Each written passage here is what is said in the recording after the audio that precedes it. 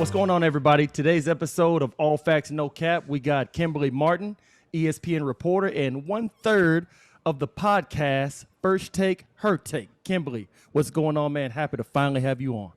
Listen, I've been waiting. Stan, I'm going to just tell the people. I've been waiting and waiting and waiting for Stan to feel like, okay, maybe it's time to have Kimberley on. So I am just delighted. I am thrilled that you finally decided I was worthy coming on the pod. So listen, I'm going to stay all night because I don't know the next time I'm going to be invited on again. No, but in all seriousness, thank you for the invite. No problem. We've been talking about how we need to see each other face to face, and this is a close step to that. Absolutely. Okay, well, I'll go ahead and hop right in. Obviously, you, along with Charlie and Chenny, started up the First Take, Her Take podcast back, I believe, in January. I've already heard a couple episodes. I love it. Go ahead and tell me exactly how all of that came to fruition, how all of that transpired for you guys to come together and create that great show. So it's been crazy. We launched on Inauguration Day, and I just started ESPN March 2020. So the idea that I would have a podcast right now, I'm blown away by that. But it literally came together like snap your fingers and boom, we had a podcast.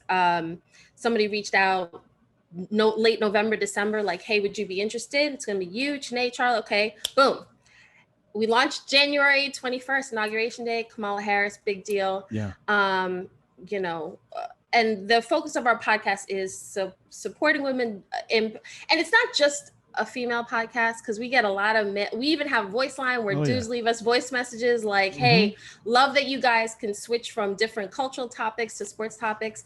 But within the last month, Chanae actually left the podcast because she's a WNBA player. So with her schedule, she ended up leaving the podcast, and now we have Elle Duncan. Yes. The 6 p.m. Sports Center host who, like, I can't even tell you how amazing Elle is. So we are very fortunate to have Elle. We have not missed a beat. In fact, like, we've been rolling, me, Charlie, and Elle, and it's been good stuff. Nice. And piggybacking off of that, when you think about the whole podcast platform, I know how you said everything transpired. Tell me exactly the difference or the dichotomy in when you're actually on air as a reporter with ESPN versus maybe the little bit of latitude you may have within the podcast type setting. Well, first of all, I wouldn't be wearing my little Compton shirt right now. I knew that.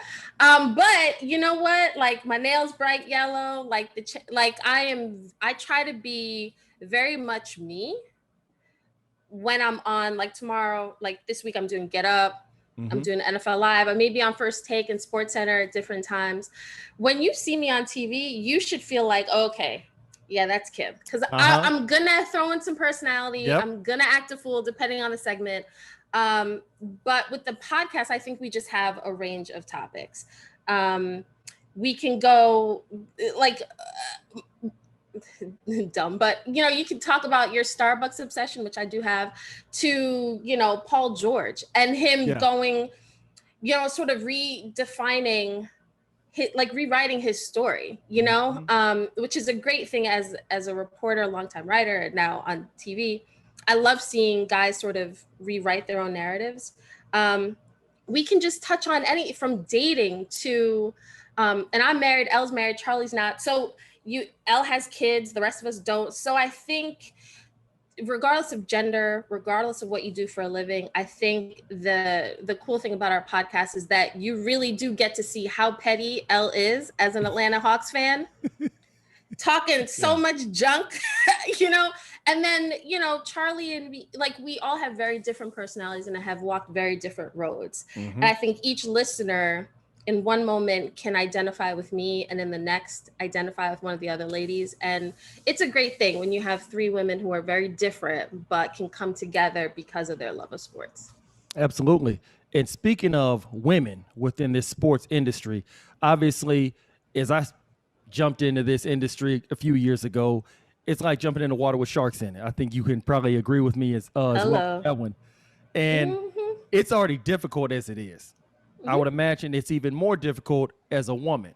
and a Black woman, especially in the industry. Talk to me about some of the experiences, some of the trials, the tribulations, some of the struggles that you may have gone through, going from being a writer for pretty much a decade, like you told me a couple of days ago, and now to you being on this magnificent platform that you have, whether it's being on Get Up, whether it's being on NFL Live, things like that, and now with the podcast. It's wild because you hate falling on it's so hard being a woman. Same way as a person of color. It's like, it's so hard being a Black person in America. I mean, don't get it twisted, y'all. It is. It very much is.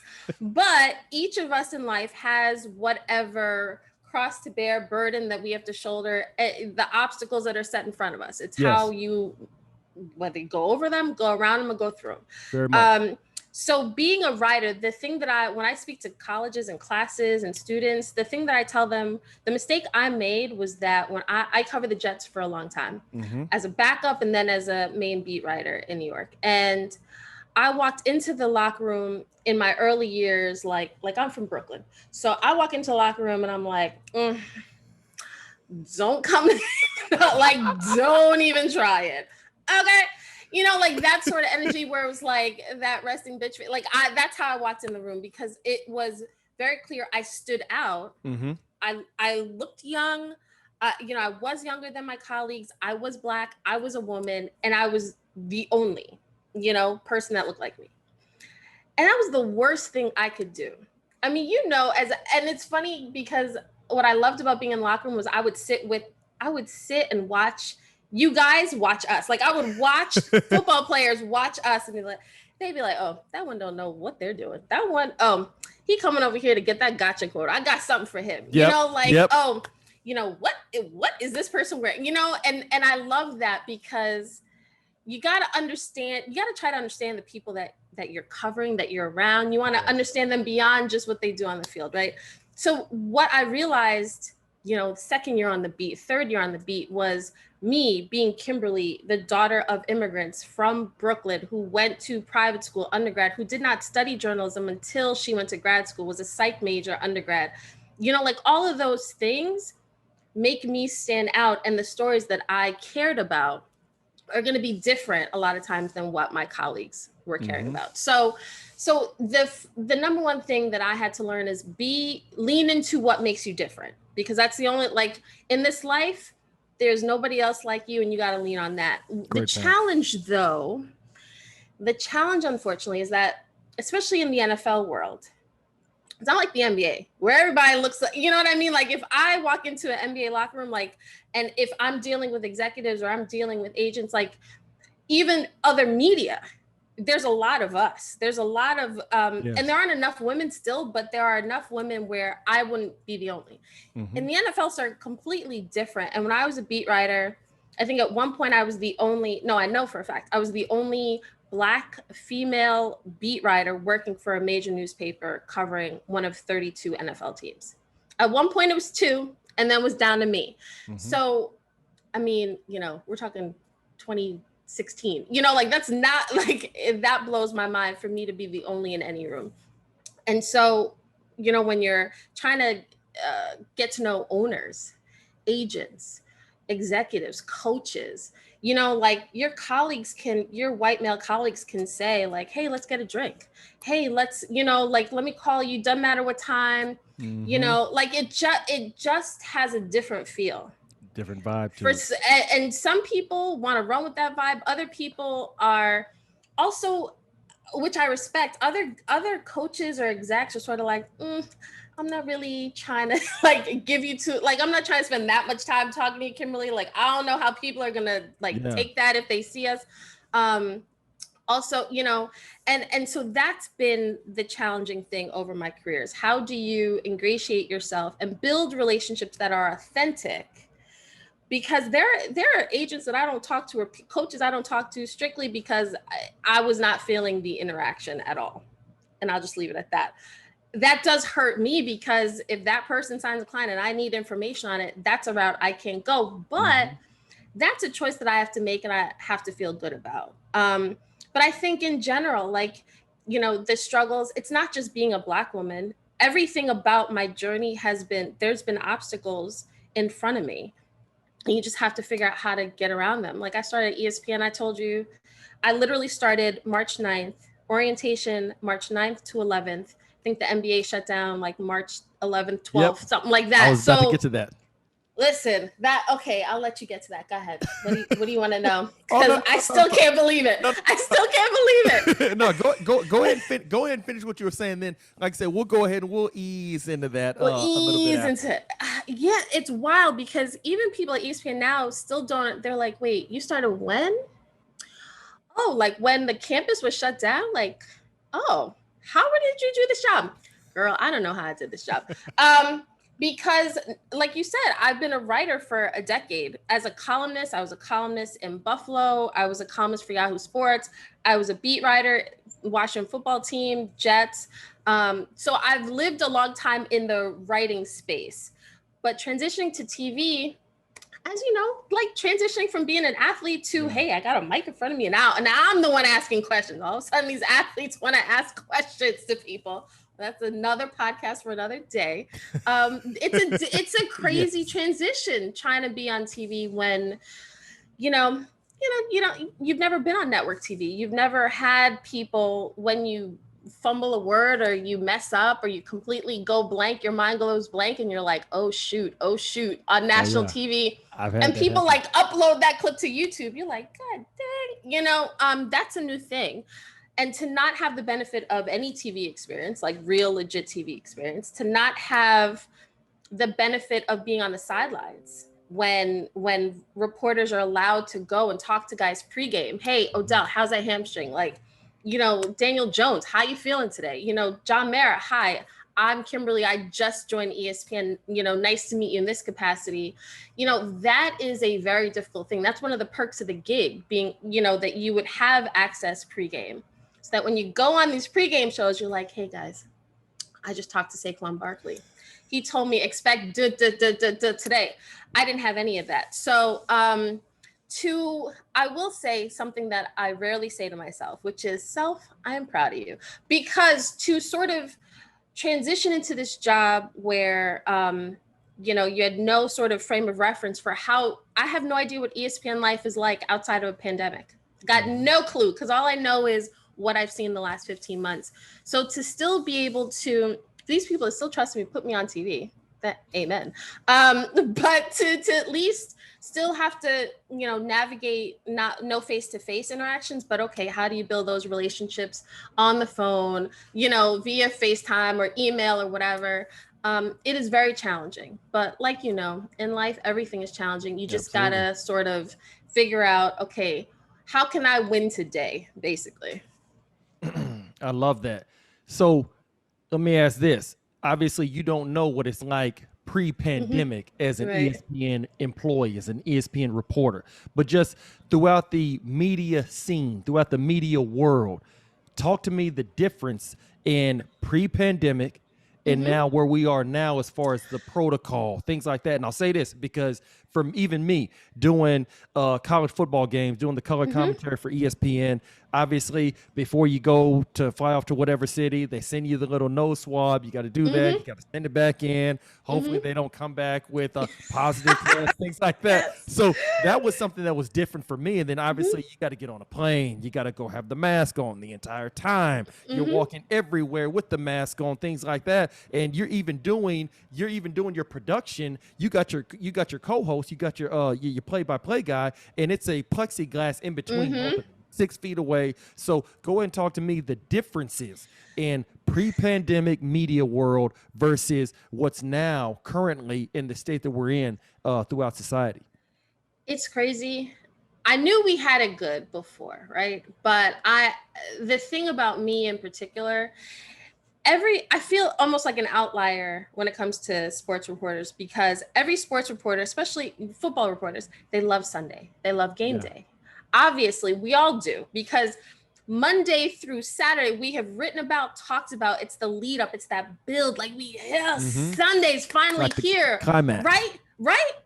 Now, I happen to love the Wednesday, Thursday, Friday of the week. I love being in a locker room. The work because day. I love build, like when I talk about relationships, like in everything in life is, relationships are at the center of it. But I think in sports reporting, it is the number one thing. Absolutely.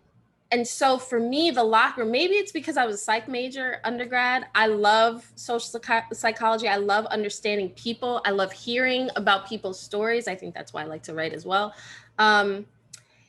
Getting to know guys beyond like what they do on the field, which is important. Don't get me wrong. That's why I get paid. That's why I have a job. But I need to know about the person. Like, I want to know, like, who's the guy, who's the funny guy? Like, who's the guy breaking down the huddle? Like, who's the guy who may not be the loudest, but he's on the sideline, or he's like, you know, after a loss, like, who's the guy who's walking around giving the pep talks or talking to the young QB? You know what I mean? Like, that's the stuff I love to be able to see, those moments. And I get it, coaches, competitive advantage, they don't want to give any intel at all, even leading up to the game or even after the game. It's like, oh, I gotta wait and watch the film, guys, I'll let you know later in the week. And then before you know, it's like, well, we're on to the next opponent, so we never get to discuss it, right? But getting to know guys authentically, and as authentically as you can, given the dynamics of the relationship, I love that. So for me, to have this job where in theory you would have more access to people, because you are covering games every week, because you're doing pregame, you're supposed to be there before the fans. In theory, you'd be on the sidelines, getting to know guys. It has killed me. It really has, because that sort of, it's not just what gives you information to talk about, but just, so when you talk about guys, like a lot of context is gathered within a locker room. Like, hey, you know, I understand coach said blah, blah, blah, blah, blah, but I also noticed when I was watching that play again, like it looked like you were doing the right thing. Like it should, you know, break it down for me. Like, what coverage were you in? Like, what didn't I see? When that, you know, like in that moment, what's going through your mind? Like, those are questions, like, especially on Zoom calls now, where you got to post-game interviews, you know, there isn't a lot of time for the follow-ups or the in-depth information. I think that's what we've lost. I think as far as for me, how do I do the gig now? Like, you got to, on Sundays, like it's a 1 o'clock game. I'm at a stadium like 7 o'clock, 7:30. You know, I got to make sure I have multiple masks. Like, listen, I'm on TV and I know a lot of people will make fun of me if I look crazy. So try to have my face beat, but it's very hard to have a face beat with a mask on. Got him at hello. You know, these aren't the important problems, but it's a problem. I understand it. Okay. I get it. When I am hairstylist, makeup artist by myself, but those are little things, like you're like huffing and puffing, like goodness, like I'm walking around the stadium, like I am just like, come on, matte foundation, stay with me. So yeah, it's like the little things like that. You know, that you know, the COVID test, I think now we've all gotten used to having to do some sort of COVID test. But even now, ESPN, we are really strict about, like, if you cross state lines, you better get COVID test before you go. I had assignments, like I went to Virginia and I went to Florida recently, and I had to do COVID test before I left, which I appreciate. But I just miss being able to not have to lean over railings and be like, Jarvis, like, you know, like after where you got a Browns game, like, where you got like, we got the boom mic, you got the, listen, okay, like you got your poor sound guy like stretching, like I'm like, Miles, can you hear me? What's that? You know, that whole interaction is just, and you know, you got a mask on at, you know, pregame. You can't even say hi to guys because they're like, who the hell are you? So yeah, there are a lot of things that are different. I hope very soon we can, you know, progress towards what we used to know, but within, you know, safe parameters. Yeah, I hope that we can one day get back to some version of even more normal than we're slowly gravitating to right now. Because trust me, I'm right there with you. How it's very frustrating, just even outside of the media industry, just in the regular world. You know, like even now, like I'm fully vaxxed. I got vaxxed back in early April. But even now, if I go into the gym, if I go into the store, like I just naturally put my mask on. And if I walk past somebody and they could simply just sneezing or coughing just because of it's allergy season, or just because they got a head cold. But I'm immediately like, hey, man. Like, don't be that person. Don't breathe on me. Listen, I feel you, but as somebody who has asthma and allergies and was traveling during football season, and like for some reason, once the fall winter hits, like I cannot breathe, like inhalers and all that, I'd be on planes and like, dear Lord, please don't let me have a coughing fit right now, because they will get me up out this plane and I will not get to Cleveland, Baltimore, Pittsburgh, wherever I'm supposed to go. So please, listeners, don't be like Stan. Don't make us feel bad when we have a tickle in our throat and we're trying to hold like. Hey, I'm right there with you. I'm right there with you. You damn near suffocate just trying not to yes. Oh, Jesus. Okay, so let me ask this, Kimberly. Let me ask this. I had Quandary Diggs on maybe about a month or so ago on my podcast, and this is something we both talked about. And for me as a player, I know what you're saying about the interactions, kind of like that personal type of feel when you're in the locker room on the Wednesday, Thursday, Friday, the work days, and you get to know the players on a personal level. And for me, from my standpoint as a player, I had a few that I actually had a good rapport with. Over the years, I always thought of the media as trying to get you in that aha, got you type of moment. That's number one. But also, this is something that me and QD, Quandary Diggs, also talked about as well. And I want you to go and give me your take on this. Is that growing up for men, don't know about for women, but especially for men, you don't grow up at 8 years old wanting to be a doctor or wanting to be an insurance adjuster. You don't. You want to play sports, whether it's football, soccer, baseball, basketball, tennis, whatever. And your fans, your heroes are usually the people that are good in said sport. So obviously for men, you go to high school, you wind up either going to college to play ball or you don't go to college to play ball. And then that's when that level of disappointment, reality, things like that sets in. You're in college, you either go to play pro ball or you don't go to play pro ball. And then that's when reality once again sets in. Now, for a lot of players around the league, and even myself at certain points in time in my life, and you being a beat writer or a former beat writer, it has become it's become a growing sentiment that certain beat writers, certain reporters, certain people within the media, certain personalities, not all, but some, have that level of disdain, that level of jealousy, that level of envy, hatred, things like that, simply because they may not have accomplished the dreams that they had at 8, 9 years old. And so whenever they have a chance to be extremely objective with a certain player or a certain team or something like that, they tend to go ahead and go past the level of objectivity. And then now, okay, you can tell that's personal, the way that he reports about that. Simply because, for whatever reason, go ahead and give me your take and tell me, is that something that actually happens within the media world? Is that something that I'm completely far off base and I'm just, my head is in the clouds and I'm completely off on that? No, I appreciate you giving a little caveat, like not all reporters. Of course, come on now, not all.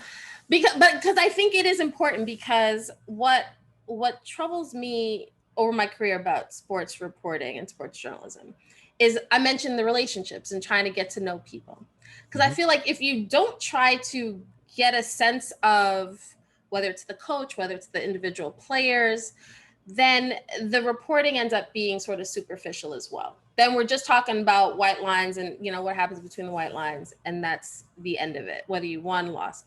Now, listen, it's sort of like with anybody, with any sort of group, teachers. Like, we had some great teachers. We had some really like messed up teachers. Oh yeah, I got plenty of stories on that. Where you felt, you know, you're like, what is that about? Like, that feels real personal. Whatever. Police officers, you know what I'm saying? Like every sort of doctors, like every sort of fraction of society, you can point to the good and the bad within a profession, right? The same is true with journalism. And it pains me and it bothers me to no end when I was a beat writer in, you know, the same locker rooms, like, because I would try to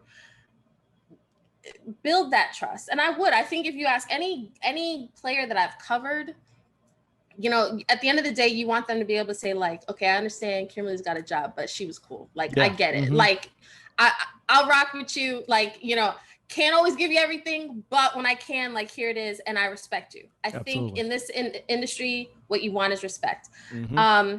But on the flip side, you know, when guys would say, you know, like, there's so many of you, like, I'm not taking the time to get to know, you know, like Tom, Dick, Harry, Jilly, you know, and I hear you. Like, I told those players, like, I hear you, but at the end of the day, imagine, like, I strive really hard to know the difference between Q and Stan. You know what I mean? Like, I strive really hard to understand that what makes, you know, like, what Sheldon Richardson's journey has been like, what his goals are, different from D. Milner, same draft class, you know, 9th and 13th. You know what I mean? Like for me to treat all football players like they're one monolithic thing, they all, whatever adjectives you want to describe or prescribe to them, like, that's wrong. Mm-hmm. And I hear athletes when they say, I don't want to take the time, like, it's just easier for me to just push all of you away and not mess with any of you. Keep everybody at arm's length. I get it. I completely get it, because all it takes is one experience with one bad doctor, one experience with one bad police officer, one experience with one bad reporter who came at you for that gotcha quote, and then never came back to the locker room, or never said, hey man, this is what, like, I thought the story was this, never came for clarification or anything. All it takes is one person, and you're like, you know what? It's a wrap. Like, I'm going to shut it down. And your views on that industry, that person, that profession completely changes. But it is unfortunate, because I think athletes do themselves a disservice when they say, I'm not talking to the media, because I think there's an opportunity that is lost. I think it's incumbent upon athletes to think ahead of Sunday, to think ahead of next year. Good point. To think about, you know, it's the people that relationships, because when your career is done, because at some point there's gonna come a day where ESPN is like, okay, get your black ass off the TV screen now. You know, like, there's a day when every athlete is gonna be done. Some owner, some GM, some Turk is gonna be like, hey, get up out of here. Yeah, don't come to work. What do you do?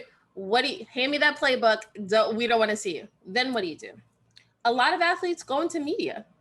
And it's been funny to watch athletes who hated talking to us now want to be on TV. Because I'm like, okay. All right. I get it. Everybody's got to eat. But at the end of the day, it's like now they have a different perspective. Now they're the ones that have to ask questions. Now they're the ones that get criticized if they don't ask a very important, critical follow-up question. You know, if they're just tossing up softballs, they're the ones now in the media that get critiqued, right? Yeah. So I would just say I completely understand where you guys are coming from, how you were feeling when you're in the league, how guys feel now. But you got to understand that not every reporter is the same. Yeah. And really, if you've got brands, marketing, if you've got a foundation, if you're trying to do work in the community, I understand you don't need everybody writing about all the positive stuff you do in the community, because you don't want it to be about that. But at the same time, letting us in a little bit and getting a better sense of who is the full stand, you know, like, let me see, like, what are your interests outside? Like, do you cook? Do you write poetry? Like Myles Garrett having like dinosaurs in his locker and writing poetry and singing, like, I love it, because I have a 3D picture of Myles Garrett, him thinking he's a basketball star, like, and you know what I mean? Like, you know, it's like, that's what I love. And I wish more athletes would do it, but I understand their concern, and I get it, because one story could completely change how they view the media. Yeah, it's really, there's really all it takes. And I think that for a lot of athletes, and I know that this is going to sound really extremely sensitive how it comes out, but I'll say it anyway. For a lot of athletes, it's not what you say, it's how you say it. And I think that if I was to go right now, and this is something that, and trust me, I'm one of those people you just described. Back when I was playing, man, I couldn't stand the media. I always thought they was trying to get me in some aha, got you moment. And like, I felt like if I had a bad game, they would go over the top with how descriptive they were. If I'm playing really, really well, Ralph's playing pretty good. But like, they don't want to go over the top when you're playing well. At least that's some guys that I had issues with. But I think that for a lot of athletes, it's if I go right now and I talk about how Tampa Bay played very great in the Super Bowl, they played extremely well on the defense side of the ball, and Pat Mahomes struggled.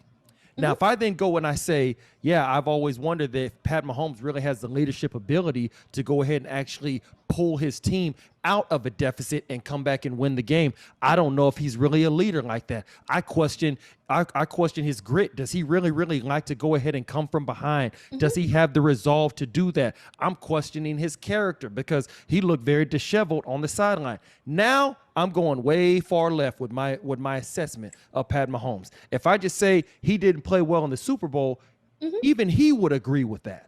But it's when you go all the way left, I think that's where certain players have their own issues. And all it takes is, one reporter to go ahead and do that. And then all of a sudden you paint them all with the bad brush. That's where I think a lot of that comes from.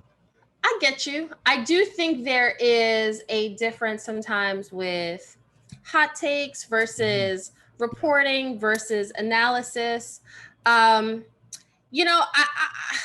listen. This kind of goes to, this is a tangent, but the Naomi Osaka stuff, like, and her deciding not to speak and all that. Yeah.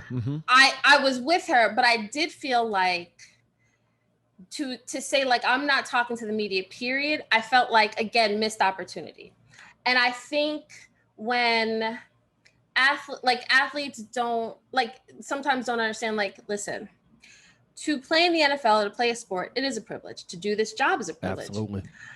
I get pulled over for DUI or something like that. It's not just, Kimberley Martin from Brooklyn who lives in Jersey right now. It's like, ESPN reporter Kimberley Martin. Like, I represent the mouse. You know what I'm saying? Like that. So that's an added layer of scrutiny. That's an added layer of pressure that exists. Completely different level. But in the NFL, when you're an athlete, there are just things that come with the territory.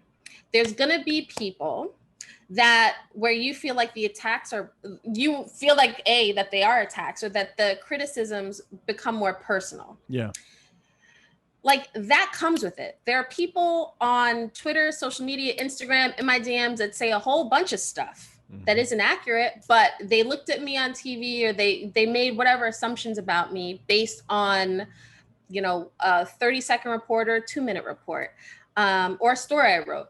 And it's sort of, you get sensitive to it, but at the end of the day, it's sort of like, this is what comes with being on, it's a great platform. The territory. Being in the NFL, great platform. Being in the NBA. I mean, but there will be people that that have their opinions, and you can't stop it.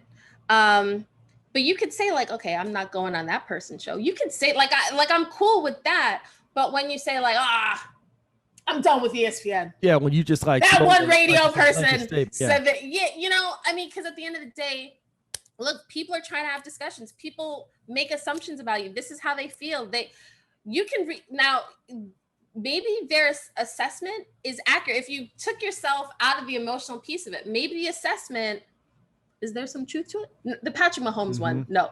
But in general, like, I think sometimes there is some truth in a lot of what is the critiques that are given on TV, but not always. Yeah. Sometimes I hear and I'm like, really?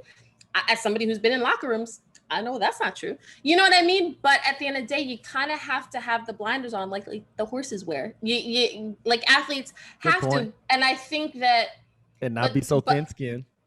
Right. And listen, same thing as me. I mean, I got to understand that there are blooper reels on YouTube with me, and I've just been on this job 15 months, and I'm like, what in the hell? It comes with the territory, but don't allow a couple people or one person in particular, one big media personality or whoever, or one big columnist or beat writer in your local town or in that local market to make you write us all off. Because I feel like you will find, like, I think I'm pretty good. Like, I think guys can trust me. Like, guys can trust a Jim Trotter, a Steve Weish. Like, they can, you know what I mean? Like, there are different reporters out there. And I think if guys took the time to at least open up a little bit, they would see that, like, oh, okay, like, this person's cool. Yeah, you're right. I think not everybody's bad. It's a few guys that I had good relationships with my days back in Oakland, or even in Kansas City, or in Houston for that matter. And I think that because of me being a former player, one thing that I do whenever I interview guys, I have them come on here, and even just like you, I'm going to go ahead and I'm going to talk to you beforehand. hey, is there anything you want me to stay away from? Right. Anything you want me to steer towards? And I do that because I know for me as a player, if somebody comes at me with that, I'm immediately going to let my guard down a whole lot more than I would had they not, because now they're showing, okay, hey, listen, I'm not trying to catch you up in something. I'm not trying to use some hot take so it can go viral. It'll go viral and I'll get famous off it, but you'll get now infamous off of it. Something like that. So I think that's one thing that I try to do because of my experiences that I've had within the media and other players. And I know how players think. Players are always going to look at you as a member from the media as an opponent.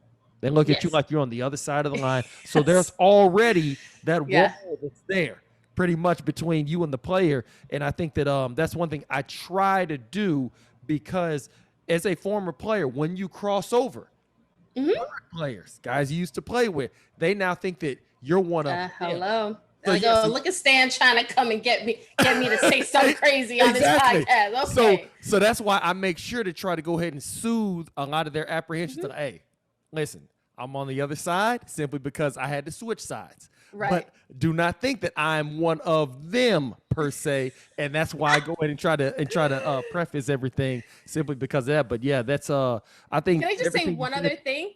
Yeah, go right ahead. Quickly, I have had, listen, just because I'm saying trust reporters, it doesn't mean that we don't screw up, or it doesn't mean that, that I will write something that may be factual and you may take offense to it. But the thing is, the good reporters, they show up the next day in the locker room. Like they come to you, and I've had some shouting matches with players in locker rooms, and we were great. We were great after that. Because it's like, I don't like what you wrote. I was like, tell me why you're mad. Tell me why you're mad. So, and they would tell me, and we would talk about it, and and I think just going through the exercise of, I want to hear you out. Here is what I wrote. How, what are you hearing in what I said? And then they'll talk about, well, I had previous bad experiences and it just set, and so I think reporters, it's okay. You're going to have friction. Yes. But really, I think trust can be built also out of that friction once you guys air out how you feel. Exactly. And another point that just pretty much coincides with that is the one thing about athletes, and I would imagine in other industries as well, but athlete is the only thing that I know, is that you can have a play out there on the field where both of you simply are thinking two different things. Come to the sideline. Obviously, it was a big play, gave up a touchdown, and now the crowd is roaring. And you come to the sideline. Both of you think one guy thought A, the other guy thought B. And it gets heated on that sideline. You have a heated shouting match, kind of like what you just said with the player. But the beauty of it is that after we have this shouting match, we will both be on the same page. We might have a little bit of residual harsh feelings, a little bit, but eventually it'll all dissipate. But the number one thing is that we're now on the same page. We understand each other. And I love what you just said about how you would sit there and hear the guy out, and then all of a sudden you find out that he's had past experiences and that just kind of triggered him, things like that. Whereas some other people, they don't want to have that shouting match. Oh, no. They don't want it to continue to be that icy type of relationship, that icy type of feel in the locker room. And all you're doing is, you're trying to avoid right now what's going to be awkward at the interim.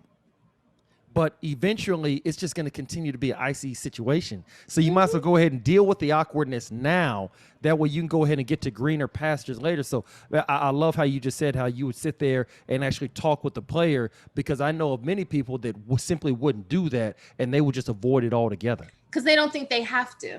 I do think they're going back to your point earlier. I do think with some media people, with some, not all, there's just, like bad apples in every bunch, right? There is an arrogance there.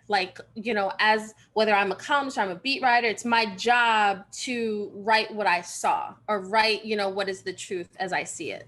But some people do walk around thinking I wrote what I wrote. If he has a problem, he should talk to me at the end.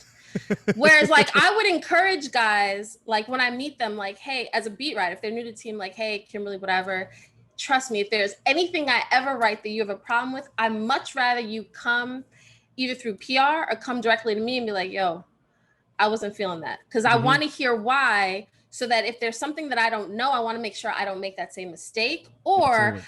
I could put you in your place and be like, okay, so this is how I come to my story. You know what I'm saying? Listen, I'm from Brooklyn. I don't mind confrontation.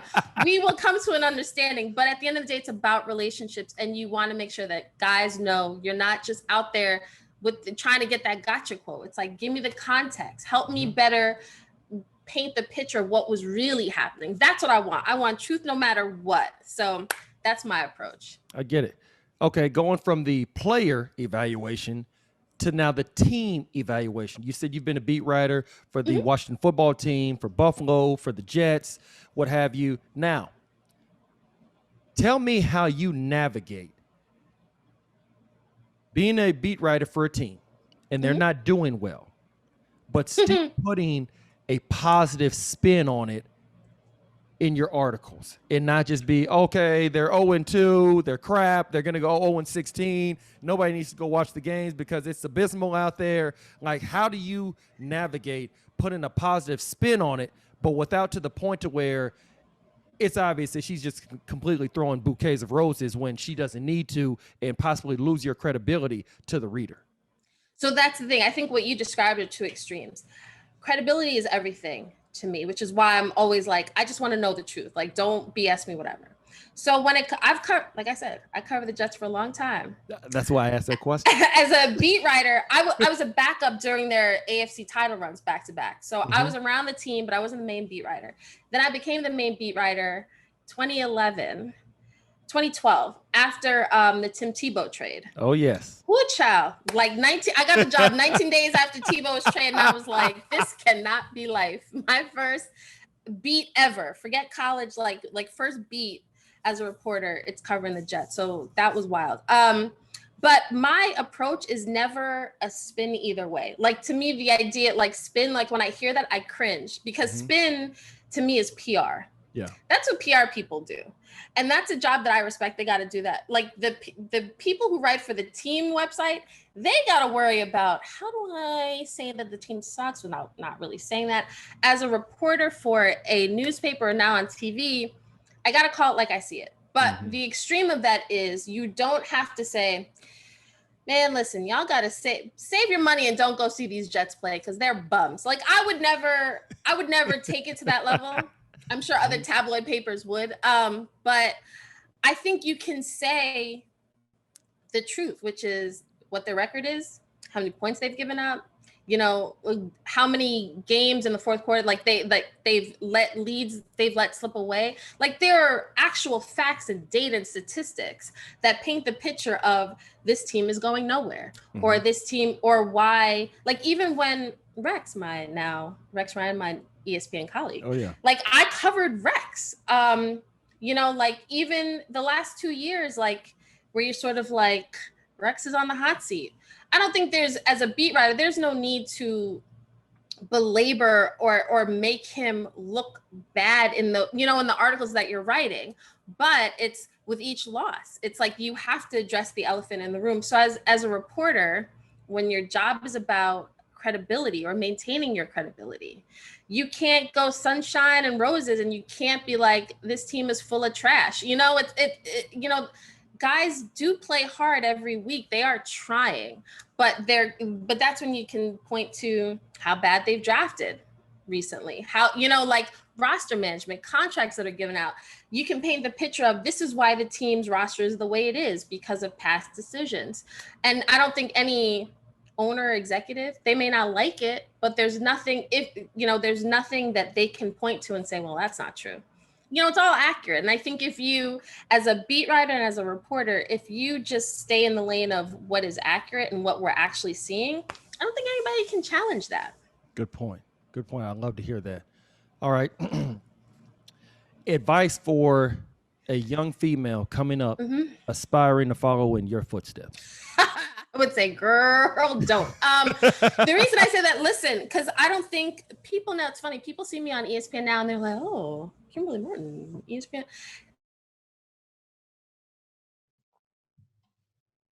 Are you there? Kim, you there?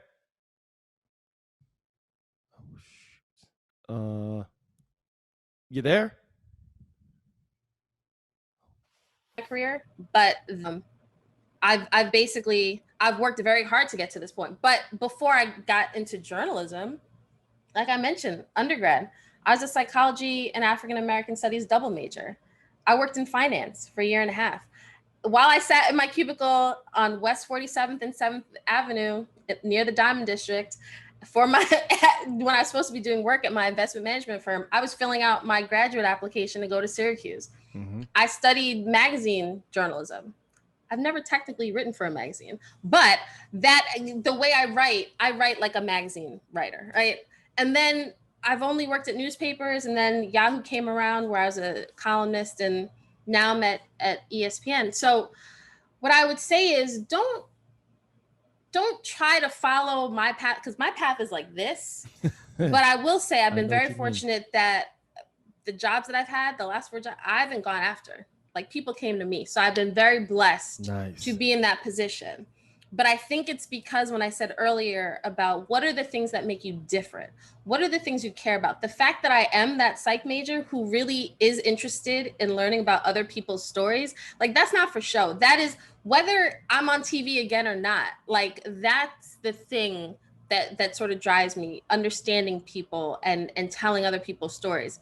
That is genuine and authentic to me. And had I been chasing the gotcha quotes, had I been like some of my other colleagues and said, oh, I'm trying to get these back pages off, I'm trying to stir up some drama here and get the coach says this and player says that, I would not be at ESPN right now, because I stayed true to who I am. So my advice would be, don't worry about those blinders. Don't worry about what he's doing, what she's doing. Like, oh, it looks so easy for her. You don't know about her story. You don't know about his story. All you know is the God-given ability that you have, and the drive and the desires that you have. That's what you need to focus on.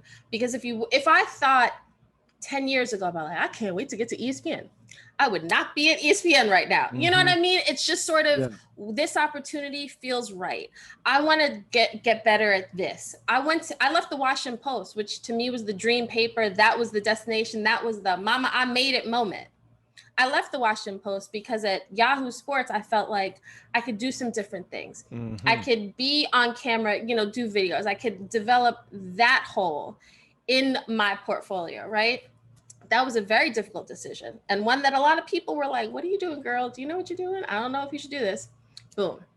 And so that led to this. So that is my advice. Be you, work hard, because the people you see on TV, trust me, they didn't just roll out of bed and end up on ESPN or very NFL true. Network or end up in the NFL. Like, it doesn't happen like that. People think the instant gratification of like, oh, well, I should just be covering the Yankees. No, you shouldn't. Do you have any experience? Yeah.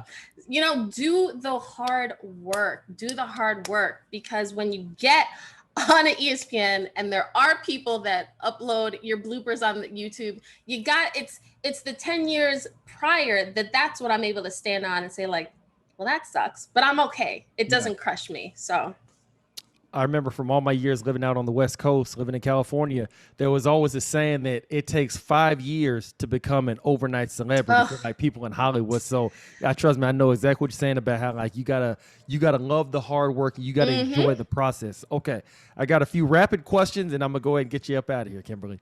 Okay. First question: is a hamburger a sandwich? No, it's a hamburger. Duh. I know you're gonna get me on it's 2 slices of bread and there's meat in the middle and there's condiments. No, a hamburger is a separate. Once there's a bun, no. Don't come with me as a hot dog, a sandwich either, because no. Oh, okay. Get it up out of here. I love the answer, because I would say the same thing. Okay, now here we go. Most favorite borough and why? Well, first of all, I'm from Brooklyn, so that's number one. Yeah, that's my hometown. I'm wearing a Compton shirt. Oh, that was my dad's name, so that's why I'm rocking the Compton shirt. But yeah, Brooklyn, listen, the home of Biggie, enough said. I mean, come on now. Flatbush Avenue, 2 and the 5 train, like, it's Brooklyn all day. Okay, all right. Now, last question. Most bizarre, weird, eye-popping type of situation, experience that you have endured, that you've experienced throughout your journey being in this media world? I know it's kind of like a long-winded question. Is this a family podcast? What are we most weird? You started like most weird situation you've ever been in. Professionally speaking, guys. This podcast is not for kids. No, most weird. Okay, wait. Most weird situation that I've been in as a reporter, like in this professional sense. Yeah, just like in the media world per se. Most weird. Gosh, Stan, that's a tough one. I don't know how weird this is. So I lost my engagement ring while I was covering a Jets game. Okay. I left it. I was covering. It was Saints were visiting the Jets. I went to wash my hands in the bathroom. Press box bathroom. So that's a difference. It's just media people and executives. But it was too big. I hadn't sized it yet. Put it down and ran to the locker room because I was like, oh, shoot, I'm late. And so I left the ring in the bathroom. It ended up being found by Gail Benson, who owns the New Orleans Saints. The Saints. And I think the Pelicans. Their family owns the Pelicans. She does. Or they did. Yes, she does. Yes, she does. And I ran to the locker room and then ran back because I was like, oh, shoot, my ring was nowhere to be found. And I was like, how the hell am I going to explain to my fiance that I just lost this ring? I can imagine that. Mm-hmm. Sheldon Richardson's looking at me like, are you okay? Dee Milliner was like, girl, you all right? Come to find out, stadium security had like a manila envelope with the ring. They're like, oh, Mrs. Benson found it. Wow. In my mind, I was like so thankful. I thought Mrs. Benson was like head of the cleaning, like the cleaning services. I thought she was like the supervisor. I was like, Lord Jesus, thank you for finding my ring, Mrs. Benson, wherever you are. I'm telling the story to my columnist at the time, and he's like, you mean Gail Benson? I was like, oh, I didn't even know. I was like, I didn't even ask. I just said Mrs. Benson, and I just took my ring and ran. He was like, you idiot. Yeah, he's like, Gail Benson. And I was like, get out. He calls the PR team for the Saints. They've already left the stadium. They're like, oh yeah, Mrs. Benson saw the ring and decided to take it to security. So the AP wrote about the story and it went viral because, hey, football owner finds the ring of a beat writer. And her advice was water and soap never hurt diamonds. That was her advice. But the weird part about forgetting that she found it, but the idea that it went viral, so many people were in the comment section because once the AP wrote it, it was on like Bleacher Report and it was like the Daily News and Newsday and like all these other like outlets. And my mother-in-law was in the comments because people were like, she must not want to marry that man if she lost the ring. She put it in a bathroom. Who leaves a ring in a bathroom, just a public bathroom at MetLife Stadium? And I'm like, people, it was a press box bathroom. Yeah. Like not like it's regular. It's an honest mistake, yeah. And my mother-in-law was like, she's a good girl. Like, she's not stupid. How dare you? So talk about embarrassing. But, I mean, Mrs. Benson, Gail, I'm Team Gail for life because of her, and my anniversary is this Saturday. So we would not have made it 7 years without Miss Gail Benson. Well, I tell you what, we're gonna end on that one. I don't think there's anything you can do to top that. Happy upcoming anniversary, Kimberly Martin and Kimberly Martin's husband. Man, yeah, we're gonna end on that. Wow. Gail Benson finds, that's Gail Benson for the win for life. Yes. Yeah, I have never heard that before. And then you not knowing the name Benson and that wasn't even thinking about her. But man, wasn't even thinking about her. Small world. Everything happens for a reason. And wow, that's amazing. So yeah, no, we're going to end on that. Kimberly, I appreciate you taking out your time. I know you got a busy schedule. Man, this is so fun talking to you. We definitely have to do it again. Much respect, much love. I love everything you're doing on the TV with the podcast, ESPN, and all that. Like I said, once again, happy upcoming anniversary. And definitely we will stay in touch because we got to do this again. For sure. More hours to kill on this podcast. Go show. Much love, Kimberly. I appreciate you so much.